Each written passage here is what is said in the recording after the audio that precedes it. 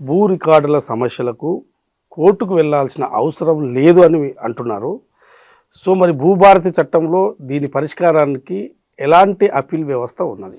ఇప్పుడు ధరణి చట్టం వచ్చేంత వరకు రికార్డులో తప్పులు ఉంటే రెవెన్యూ యంత్రాంగమే పరిష్కారం చేయాలి, అప్పీల్ వ్యవస్థ అక్కడే ఉండాలి.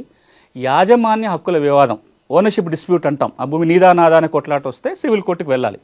ధరణి వచ్చినాక ఏమైందంటే కేవలం ఓనర్షిప్ డిస్ప్యూట్ మాత్రం కాదు, రికార్డులు జరిగిన పొరపాట్ల కూడా కోర్టుకు వెళ్లాల్సిన పరిస్థితి ధరణి కల్పించింది. మీరు 2020 నుంచి ఈ రోజు వరకు సివిల్ కోర్టుల కేసుల సంఖ్య ఒకసారి పరిశీలించి చూడండి. తెలంగాణ రాష్ట్రంలో ఉన్న సివిల్ కోర్టులలో ధరణి రాకముందు ఎన్ని కేసులు ఉండేటివి, ధరణి వచ్చిన తర్వాత కేసులు ఎన్ని ఉన్నాయి? సింపుల్. నాకున్న అభిప్రాయం, నాకున్న ఇన్ఫర్మేషన్ ప్రకారం కూడా ఒకప్పుడు ఒక సివిల్ కోర్టులో రోజుకు 1-2 టైటిల్ సూట్స్ పడితే చాలా ఎక్కువ కింద లెక్క.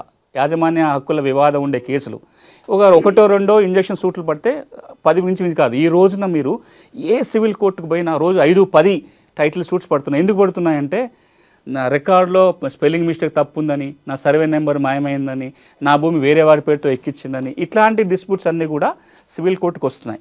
ఇప్పుడు భూభారతి చట్టం ఏమంటుందంటే చాలా స్పష్టంగా చట్టంలో పేర్కొన్న మాట, భూమి యాజమాన్య హక్కుల వివాదం ఉంటేనే కోర్టుకు వెళ్ళాలి.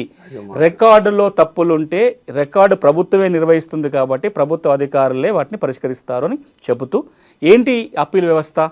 2 అంచెల అప్పీల్ వ్యవస్థ ఉంది. మ్యూటేషను ఇటు తహసీల్దారు అటు ఆర్డీఓ చేస్తున్నాడు కాబట్టి తహసీల్దారు చేసిన మ్యూటేషన్ మీద అభ్యంతరం ఉంటే ఆర్డీఓకి ఒక ఫస్ట్ అప్పీలు, కలెక్టర్కి సెకండ్ అప్పీలు.